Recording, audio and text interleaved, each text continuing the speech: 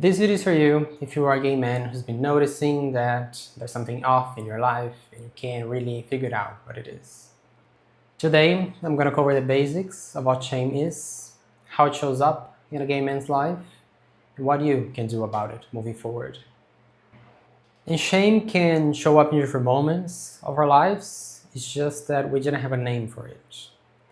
For example, can you think of a time when you wanted to approach someone, but you thought you were just shy? When you had a different opinion in a conversation, but you decided it was just better to leave it and move on? Or even you are the person who's always monitoring yourself in different situations, such as adjusting your body language or checking in with your appearance all the time, monitoring yourselves to make sure that the way you sound is not too gay, or even avoiding affection in public places, even when the environment is safe around you. And you probably can see now that some of these examples, they can be disguised into something else. Shyness, maybe you're the person who just avoid conflict in general. Or you can even see some of these examples as a good thing. Perhaps you like dressing well and you check in with the way you look because you think you're just taking good care of yourself. But here's the thing, these types of behaviors create several problems for us. The first one is we develop different personas and different kind of personalities even for different situations. And we're always adjusting and monitoring yourselves. It can create exhaustion and burnout from this constant monitoring and adjusting all the time. But the most important one for me is we just forget who we are. We get so used to performing different roles for different situations and adjusting our behaviors for those situations that we don't even know what are our likes and dislikes anymore. What motivates me? What drains my energy? What lights me up? What do I want more of in my life? What do I want less of in my life? Do you know the answers to these questions? So in your life right now, what brought you here today perhaps is maybe going out for you. It's not as fun as it used to be.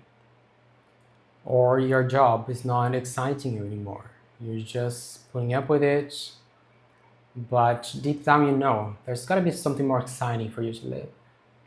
Or you're just feeling exhausted and tired in general and you don't really know why. And to be honest, it's not a surprise why that is happening for you right now. So what is shame really? And shame can be traced back to our childhoods. In one way or another, all of us grew up with the belief that something about me is wrong. Even if you're listening to this now and might be thinking, well, I move on from that. What's in the past is in the past. I've grown up and I'm a different person now. Look how much I've achieved in life. Even if. And the reality is that our behaviors tell a different story than our mind does. And honestly, it is exhausting to live our lives in this way. I've experienced it myself. So it's not a surprise that you're feeling drained right now and tired and exhausted. Because you're living your life performing and expressing yourself in a way that's not your authentic expression. It's not who you are deeper down the layers of all of these masks that we learn to wear. And these masks, they're all protective parts that we created to cope with our shame. Because as a child, we learned that it wasn't safe to be us. We learned that we could be rejected for being ourselves. We learned that other people would make fun of us. Or even that our voice didn't matter, that other people knew better. And I'm here to tell you today that it doesn't have to be like this anymore. How many times have you wanted to start a conversation with someone, but you let your shame take over? I had several. How many times in a conversation, for example, you wanted to share something, but in the end you thought that what you had to say wasn't as important anyway? I've done this many times as well. Or even just avoiding doing the things that are important to you and not expressing yourself in the unique way that only you can do it, because deep down you are worried about what other people think, what if they're going to judge you, if you're going to be rejected. So what can you do about it? And I would say the first step is self-awareness.